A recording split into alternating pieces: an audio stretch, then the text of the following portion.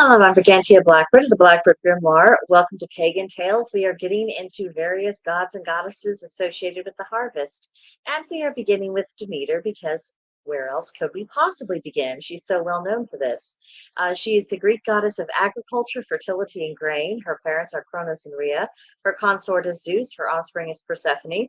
Her son-in-law is Hades, which, as most of us are aware, she's rather cross about.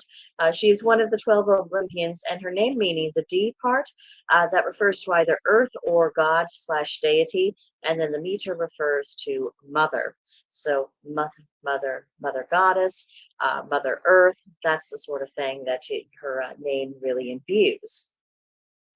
So let's talk about her connection with the Eleusinian mysteries. And Demeter's mythology in relation to the tale of her daughter Persephone and her son-in-law Hades that established the Eleusinian mysteries as well as the seasonal cycles. After Hades and Persephone hightailed it to the underworld, and it is still a matter of debate whether Persephone went willingly or if she was abducted. Personally, I'm leaning towards willingly, but that's just me. You make your own determinations. And of course, when this happened, Demeter was naturally bereft, as any mother would be. She searched high and low for 9 days to absolutely no avail.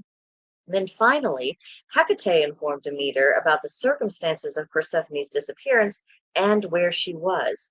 Then the god Helios confirmed Hecate's testimony, along with the fact that the general consensus amongst the gods was that Zeus was fully aware of what had transpired and had approved the action. So there you go. Understandably, Demeter was absolutely furious, just beyond measure. She left Mount Olympus. She disguised herself as an old woman.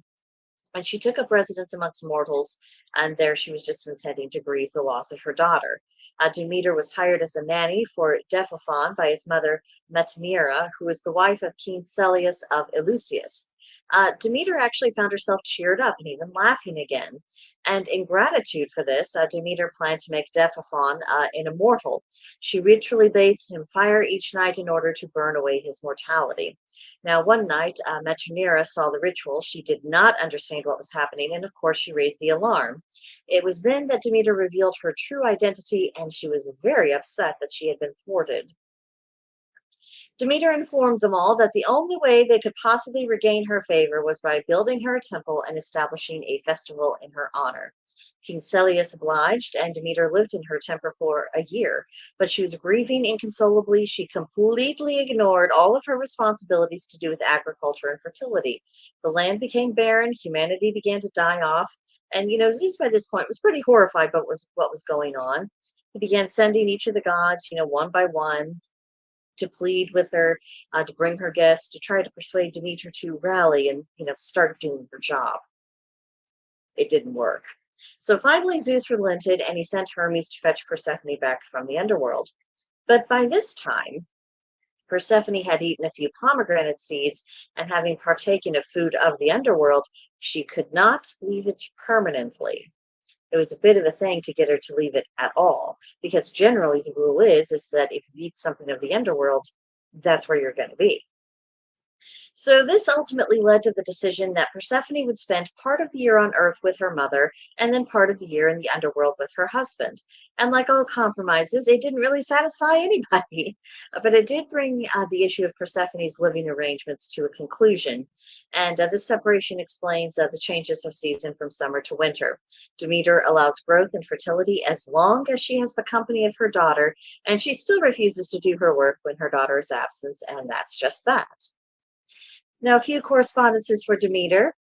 The sign zodiac of Cancer and Virgo, the solar system Earth and Saturn, the celebrations. Demeter really has significance at every turning of the wheel. She's linked with the earth element, the plants, the oak tree, all grains, and other plants like lady's mantle, pennyroyal, poppy, rose, sunflower, and vervain.